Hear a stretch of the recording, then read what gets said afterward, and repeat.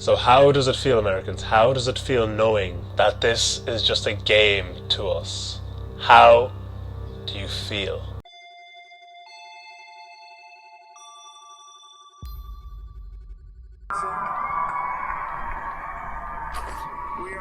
Well, I'm ashamed to say that I have stayed up and followed this whole shit. Yes. Very cringe, yes, to care about politics. Who cares? Fuck it, it's done. Thank God it's over, holy shit. I think we should have that conversation. So I'm embarrassed to say that I did, in fact, stay up and watch the US presidential election. The most high-profile election in the world, and it ended up with Donald Trump becoming the 47th president of the United States, the most powerful country in the world, beating out Kamala Harris, who would have become the first female president of the United States. Now, this isn't going to be me celebrating or crying or shitting or being upset about anything. At the end of the day, I'm in Ireland. I can just snap out of it and back to my real life completely unaffected. Here we go. I hope you're hungry for nothing. I don't have to face any real life consequences for any of this brain rot like you poor Americans. I'll send my prayers though. I stayed up to watch pretty much the last three elections, 2016, 2020, 2024, almost as a spectacle. Kind of like how you'd stay up to watch like a UFC or boxing event. That's basically what it is for me at this stage. It gets a bit emotional, but at the end of the day, it is entertainment. Also on this side of the Atlantic, get to dabble in it, dabble in the event, you know, enjoy the spectacle, enjoy the entertainment. We get to make an event out of it where we stay up all night, and at the end of the day we just tune out, snap out, back to normality. Completely really inconsequential. I mean, unless you're Ukrainian, Palestinian or Lebanese, at the end of the day, then you're fucked, poor guys. But for everyone else it is a spectacle. So how does it feel, Americans? How does it feel knowing that this is just a game to us? How do you feel? How do you feel that this is just us watching a dance, watching some entertainment, while you have to deal with the real life consequences of all this bullshit? You have to encounter all this brain rot day in and day out, every day of your lives. So, now, in all seriousness, I want to talk about a real issue that I've noticed over the last 6 years. It's an issue of political, politicization of pretty much all of our cultural spaces. Everything that's not inherently political has kind of become political. If you're someone with any hobbies, you've probably noticed that every cultural space has been infiltrated by a political leaning or some sort of political messaging. It's a consequence of these political kind of positions and these political camps becoming so polarized and away from each other.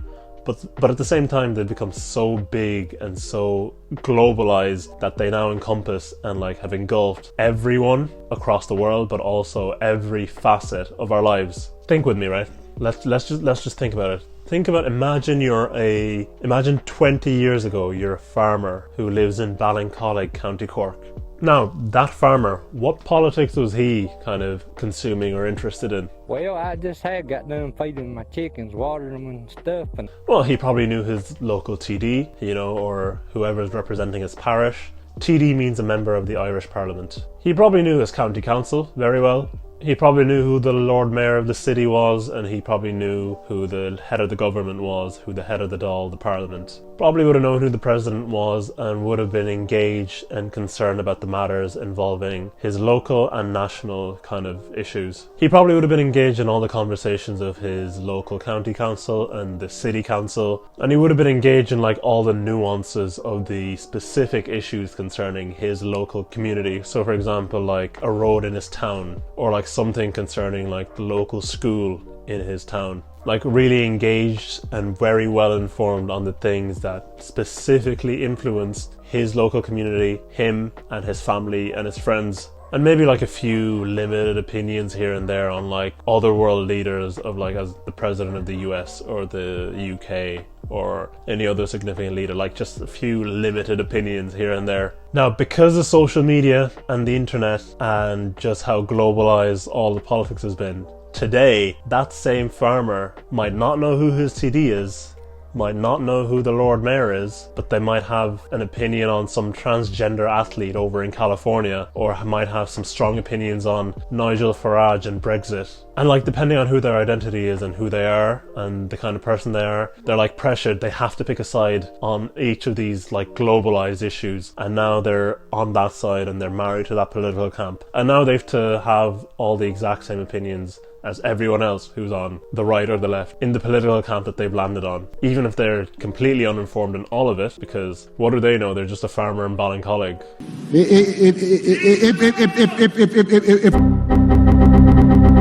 What do they know about the annexation of Crimea and whether Putin was justified to do what he did? Like, who cares? But now they have strong opinions on all these things that they've now inherited because they ended up buying into maybe one thing, one globalized issue, and now they have to buy into all the issues that that particular side is interested in. I'm not lecturing because I'm kind of the exact same. Like, I just had to look, like, we've Irish elections coming up. I literally just had to look up who the local TDs were because I had no idea. But I certainly knew who Keir Starmer, AOC, Marjorie Taylor Greene, Bernie Sanders, I certainly knew who all these people were. So yeah, I'm just as much part of the issue as anyone else. And that's just mainly because of the internet. And the most sinister part of all this is how much all of our cultural spaces have been engulfed by a bunch of these political movements, and especially a place that I hold very dear in my heart, the male-centered masculinity type of spaces. Because now gym culture is considered right-wing. If you're a young man these days and you've any hobby, like you've probably noticed, if you've any hobbies that are sort of like male-centered, like either video games or MMA or working out or self-improvement or business, fucking stand-up comedy even, you've probably noticed that all of these spaces now have kind of been heavily associated with the right wing. And that's how I became a Democrat. Any space like that you go into, you engage with and you consume content in, just feels like it's constantly trying to put you on this pipeline to becoming like a conspiracy theorist, and by extension a Donald Trump and Nigel Farage supporter. And same is true for the other side. Like, I'm sure if you're like a young woman who is in college or engages in like a bunch of art spaces, you're probably going to most likely be left-leaning. But I feel like it's definitely more rampant on like the male spaces side, and it's just, I hate it. I hate how politicized it all has become. I hate, for example, how like when I was in college, I couldn't like comfortably engage with a bunch of the college adjacent spaces and things like arts and therapy and all the societies. I feel like I couldn't comfortably engage in a bunch of those spaces without feeling like I had to toe some sort of line of being like this cringe, soy, woke, socialist male feminist. On the other end, I also really hate whenever I engage in any kind of male-centered spaces that speak to like male issues that I find relatable. You know, like things like workout culture, self-improvement culture, you know, finance culture, that kind of thing. There's always this very clear pipeline that it's putting you on to become someone who dislikes immigrant, an anti-vaxxer, someone who supports Trump. And it's like, oh, like, can we just not stop with all these political camps, like, planting their flags everywhere? I swear this wasn't the case 8, 9, 10 plus years ago. I swear all these spaces were very divorced from politics. Unless I'm just misremembering, but I could swear. I'm old enough to remember when things like fitness culture, martial arts, business, hustle culture, even things like pickup artist stuff were still very apolitical. Like, they were very divorced from like who you supported, what politicians you supported, what policies you supported.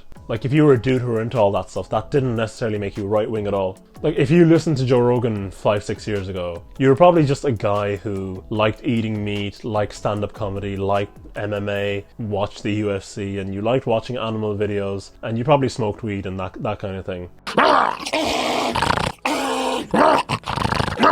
So have you ever done DMT? Now, if you watch Joe Rogan or you like MMA, now you probably also don't believe in vaccines, don't like immigrants, you probably hate LGBTQ stuff, and you probably think Donald Trump is great and you hate Bill Gates. Now, I think with a lot of these influencers, especially like Joe Rogan or Jordan Peterson, I think what happened to them is probably that they, like cancel culture basically, they were attacked by like mainstream media and they were attacked by the left. unjustifiably, in my opinion. Like back in the day, they were heavily vilified, very unjustifiably, and they ended up just running to the other side because they were attacked by one side. And now they've just become insufferable right-wing propagandists. For a lot of others, I think it's a case of, because the male spaces turned to lean very heavily right, a lot of the male audiences started leaning right, and a bunch of influencers just kind of started preaching to the choir and contributed to the further rightward shift of all these people in general. All this leads me to, now, why did we end up here? Because there's no point,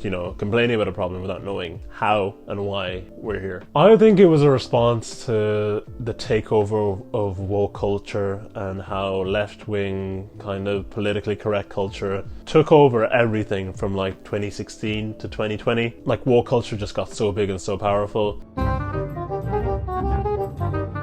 It demonized a lot of men, it demonized like young men, and demonized a lot of our spaces, particularly things like comedy, pickup artists, and like a lot of like bro culture stuff. Sometimes necessarily, but a lot of the time it was very unjustified. For example, someone like Jordan Peterson, very unjustifiably taken down early on, very unjustifiably. So for a lot of those men and all their cultural spaces, they ended up, being attacked by one side, they ended up just running to the other side and finding refuge and, kind of rallying around against the people who attacked them and just going to the complete opposite side. So now all these male spaces have essentially started becoming, right-wing coded. The good thing is, I think we've moved past like the peak woke culture. I think we're kind of, the snapback everyone's talking about is kind of happening. We've kind of moved past it, which is a good thing. I think cancel culture is largely a thing of the past now, for the most part. We're kind of moving back to what we had in like the 2000s, like that 2010 kind of politically incorrect edginess is starting to come back into mainstream culture, which is a good thing. Now, obviously, it's not going to be exactly like 2010 because the Overton window generally tends to shift more progressive over time. So it's not going to be exactly like 2010, but like all the cancel culture, woke, politically correct stuff is just we're kind of moved past the peak of that, thankfully. But I just hate how we've moved past it, but now we're in this place where it's just so much political polarization because politics has infested every aspect of our culture and every aspect of our space. We're more hateful and divided from each other more than anything ever before. And I don't know how to resolve it. I don't know if we're ever gonna come out of this, really. I hate that Donald Trump now has a very, very effective pipeline for gaining young male supporters from all these podcasts and cultural spaces that used to be apolitical. I want to go back to a time where, as a guy with hobbies, who has a lot of like guy hobbies, I could engage in like things like workout content, gym content, like Joe Rogan content, Joe Rogan podcast, like UFC, like stand-up comedy, all those type of things, like sport, even like dating and manosphere related content. A lot of those things which I still do like and I still do enjoy. But I wish we could go back to a time where I could engage with all those things without having like this very clear political leaning being forced down on it. Like now there's a very clear political bias permeating every aspect of the space, which means now you also, if you engage with them, you now have a load of like extra opinions that have fundamentally nothing to do with the space at a base level. But my point is, it was never like that before. Like this was Joe Rogan like, what, 4 years ago? I really believe if Michelle Obama runs, she wins. She's good. She's great. She's the wife of the best president that we have had in our lifetime. I've never voted right-wing in my life. Hello, Bernie. How are you, Joe? Wonderful. Pleasure to meet you. Nice to meet you. I like Tulsi and I like Bernie. That's it. Oh, yeah? Everybody else can eat shit. Look at you, fucking progressive. Yeah. I think I'll probably vote for Bernie. I think he's looking out for the interests of the working people. And I think he wants people to have a better life and do better. And I'm all for that. And if that means I have to pay more in tax, like people think, oh, you're a socialist. I've heard people say that. Oh, you're a fucking socialist, bro.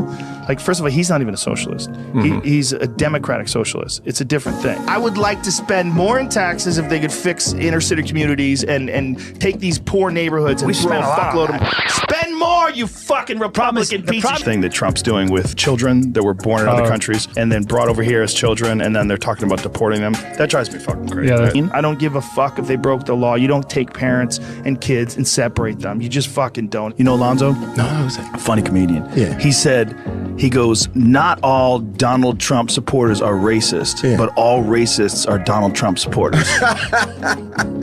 And one of the reasons why I think it's important, because it highlights the reasons why a guy like Donald Trump is so fucking dangerous, is because a guy can incite a bunch of morons to do something really fucking stupid. Even the male influencers like Hamza, Chris Williamson, Andrew Schultz, which I really do enjoy, like those guys on their surface are fairly apolitical, not really engaged in politics in terms of like spreading propaganda. Whenever something political does come up, all their audiences and their comments are very, very clearly right-leaning. And whenever the slightest kind of political thing comes up, you'll find that even those apolitical guys still feel like they kind of have to toe a line, and they'll look at things from a clearly biased lens. Like Chris Williamson, no offense, really like the guy, really like his podcast, but like the few times politics comes up, you can tell his lens is very, very biased, and he's not an inherently political guy. So they have to toe the line for their audience, but not just their audience, but just because generally the space they're in and the people that they're going to be collaborating with and around are gonna, a lot of them are going to be very outwardly right-wing, and these are the spaces that they're going to want to draw audiences from. They kind of also have to toe quite a bit of a line. On the flip side, as I said, I also just as much hate the fact that if you're engaging in like anything artsy or any like arts related society or arts course in college, you're probably also pressured to be like hard left or far left, or like a cringe male feminist, which I